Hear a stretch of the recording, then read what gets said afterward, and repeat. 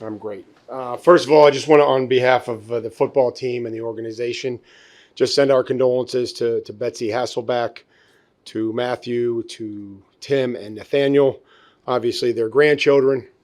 One thing I would say, talking about a successful man is someone that raises genuine, caring, thoughtful children, and that's something that Don certainly did. So, our thoughts and prayers are with the Hasselback family, former player here, former NFL player, rep, union rep, and then just was always around when I was here, and got to have interactions with him and know his children. So, want to send our regards to them. Been exciting here with the players being in town. It's kind of unique with the draft prep and the timing of all this. So there's certainly a great energy that's around our building, and want to continue to take advantage of that, to build on that, to grow that, and then excited about bringing great young players, or great some of them I think with the COVID years are a little older now than what they used to be, but rookie players onto our football team through the draft and the post-draft process. So with that, Karen, what do you got? Uh, with the draft a week or so away, I was curious if you have received many, if any, calls from teams looking to move up to number Well, one. I'd say it's probably a little early for that in my experience. Probably a little early for those conversations. A lot of those happen next week, as we get a little closer to the draft. I think there's still some prep and some managing that goes on, and the coaches' reports, and so it's probably a little early for some of those conversations to happen. Like, kind of follow that up with Karen, what she said. In those situations, are you past drafts, have you been a guy that's like, if you see a guy that you want, are you willing to trade up, see a guy, maybe trade Well, as down? far as manipulating the draft and the board and the value, and we've gone up and we've gone down, and places that I've been. I think you're just looking for the best value, and you're trying to find players that are obviously talented, and what we feel like are great fit here for us, and can help our football team at different levels. And so that happens at the top of the draft. That'll happen in the middle parts, and then obviously as you get towards the end, and there's somebody that you want and you may get, or somebody gives you an offer, and you're trying to get a little bit more draft capital. Mike, the fact that high premium one, high character guys in free agency, also good football players. Mm-hmm. I think that's the most important thing, but yes. So does that translate to the draft, or do you feel like because you brought in guys like Morgan Moses, maybe you can take a risk in the draft because you feel like your locker room is strong? Well, we don't want to take risks. I mean, I think we want to be aggressive. I think there's a difference between taking risks and being aggressive, and adding quality players and people to the roster. That'll happen throughout player acquisition. I think that's something that's important, but certainly the talent of the player has to be evaluated first, and then you go through a lot of different exercises and conversations, and to try to figure out the type of person. But you can't win, and you can't do what we want to do with just a bunch of good dudes. That's not going to get it done. You had Abdul Carter in for the visit this week. I'm just curious what you've seen from him on tape, and just what you learned from him in that visit. Well, we're not going to discuss any of the interactions in the 30 visit, but I appreciate the knowledge of him being in here. I don't think he took too many of them, but I would say that the tape is dynamic. There's a lot of great qualities of a disruptive pass rusher, very slippery, loose, sudden player, and it was a fun tape to watch. What's your overall goal, and what do you hope to accomplish with this first draft class for you here in New England? The overall goal for the draft? Draft class, yeah. Well, I mean, I think it's to add as many quality players and quality people. You want to come out of it with some starters. You want to come out of it with some depth role players that can build the strength and the depth of the roster, the backup players and the situational players, and there's just trying to find a fit for all these different players where they are and what we see them doing, and then ultimately they'll come in and define their role, and then also in the post draft process is trying to find some players that may have fallen through the draft that we have an affinity for, or we feel like that we can develop. They have some traits that we can develop, and that's something that we believe strongly in as well. Once you get through the draft. Mike, the fact that you're the one doing this pre-draft press conference, does that reflect that you have final say over the draft? No, I think that would just reflect that I was the person chosen to talk to you guys today. We're excited about where we were in free agency, and Elliot and myself and Ryan and Matt and Cam. I want to thank all of them for their efforts thus far. The scouts, I've always enjoyed sitting down with them, asking them questions. I mean, these are the men and women that have been around, these players and at practices for the last 2 years and have seen them interact with their teammates. They've seen them practice. So I want to thank them. I want to thank the coaches for their involvement in the draft process and in free agency and evaluating them. It's, they're getting ready for our players to come in, and they're evaluating players. And, as a coach, sometimes as an assistant coach, you evaluate players and you don't end up getting the guy that you spend a bunch of hours evaluating and you might have liked, and that's how it goes. And then you go to the next year, but we're always trying to bridge that gap. I'm getting around to that between coaching and personnel. And the longer that I do this, I always see that there's players that the personnel side may really like, and there's players that the coaching staff may covet for different reasons. And so my job and Elliot's job and Ryan's job is to bridge that gap, and then to come up with a player that we feel like is best for our football team at that particular level. So there's been a great alignment, and we're all excited about what we've been able to do in free agency. Have only, I think, reaffirmed that by seeing these guys in the building for the past just 6 days, but it's been awesome. How do you feel as if you're going to be more aggressive instead of just letting the draft come to you? Like, if you see something, do you think that you as a group will say, look, we got to make something happen? I don't know if you can answer that. I think we always, when we coach the football team, we ask the players to play. We want them to be aggressive. We don't want them to be reckless. There could come a time, and I think there's a lot of possibilities. There could be players that maybe we covet on the board that are there at a certain point, and we have to determine, how far we are away from where that player is. And, that'll be the same thing when you talk about trading back. Like, how far do you want to trade back? Are there still going to be players there that you want at that particular level? So I think we all have experience enough doing that, of going up and going back and presenting. Every time you pick, there's probably are we going to stick and pick, or what's the best offer that we have? And that's the role of the personnel staff, is to kind of field those calls as they come in. And sometimes they're good offers, and sometimes they're not so good offers. Mike, do you feel like there's a tackle in this class that would be worthy of being taken at 4 overall? I think there's some starting tackles that certainly will come in and start in the NFL. And I think that's, really what you start to look for, right, is impact players when you start picking that high.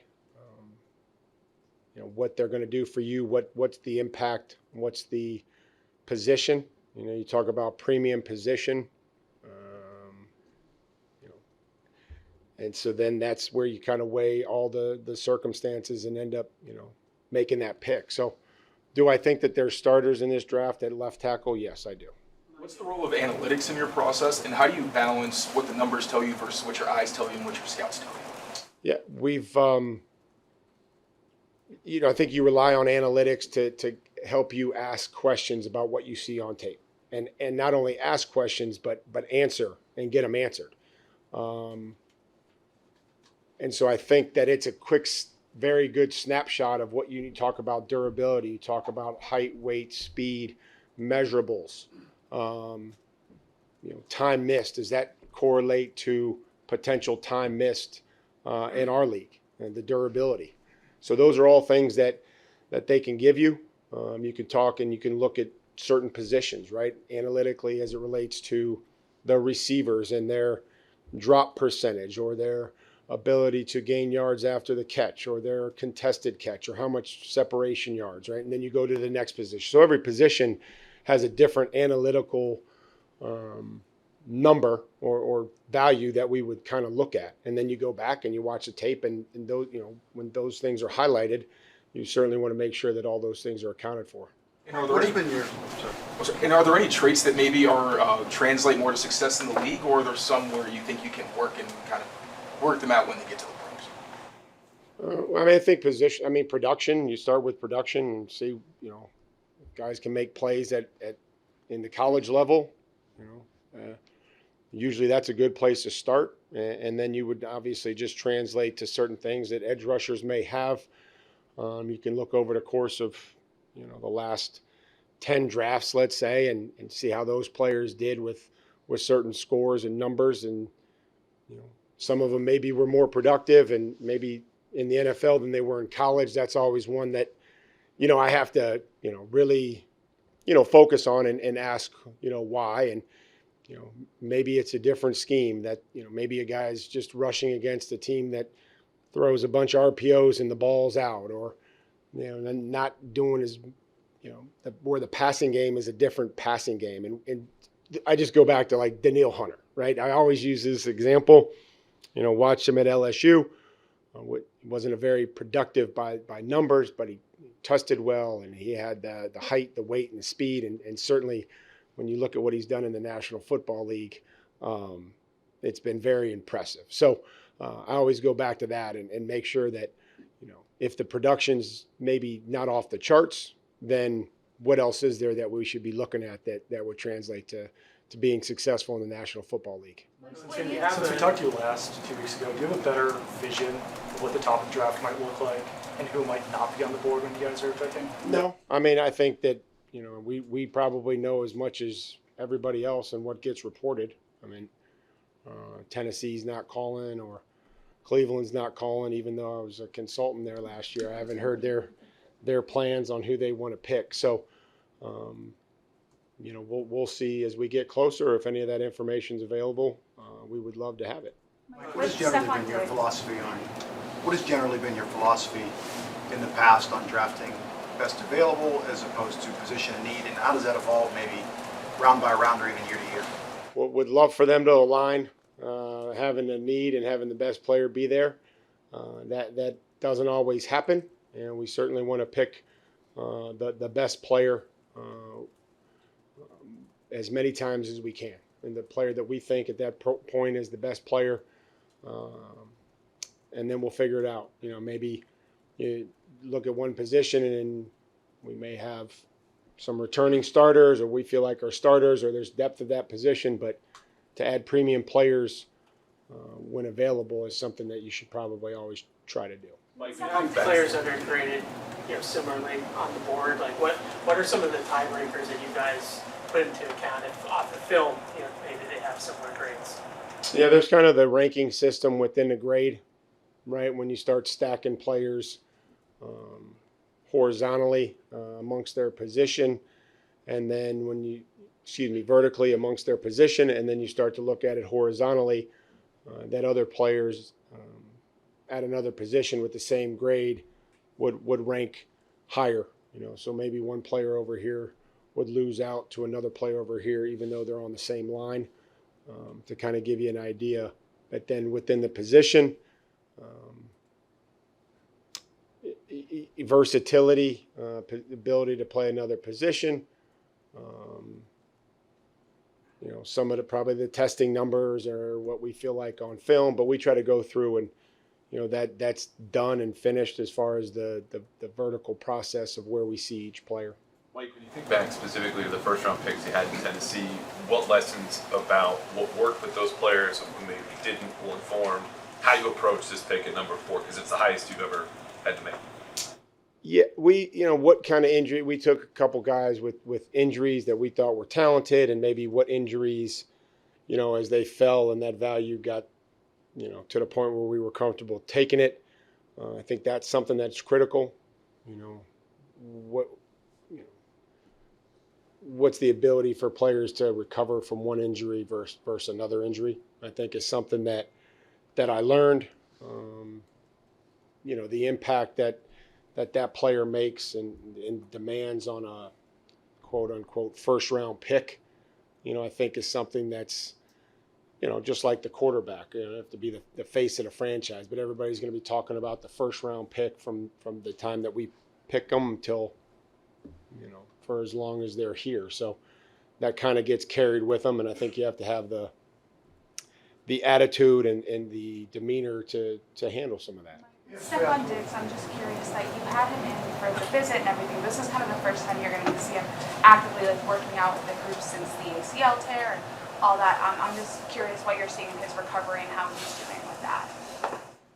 I think he's doing everything, like everybody else. He's working hard, and I think he's excited about being here and being a Patriot. He's a motivated player. He's a hungry player, just like everybody else that's here and that's working. And that's been the most exciting thing, I think, for me, is that they're asking good questions. They're into it. They know that some things are going to be different, and that change happens every year. If Abdul Carter and Travis Hunter are gone when you selected for it, do you know what you're going to do? You don't have to say what you're going to do. Do you know what you're going to do? Well, we're in the process of going through what everybody calls these simulations, and that's been and will continue to be good exercises. It's just running scenarios and what we would do based on those scenarios. So to say that we have a definitive answer on those scenarios, no, but those are processes that are ongoing, and we'll be done here shortly. Mike, how important is listening to you when hearing the right things from these players as you talk to them and ask questions and hear that back? How much does that sink in with you as you go about the process? What sinks in the most with me is the first exposure to the second exposure to maybe the third exposure. And it's difficult. I think just, you don't really know what you're going to get in the first exposure, and I think that's kind of not very fair either to be walked. Some of these guys don't even know what room they're in at the combine.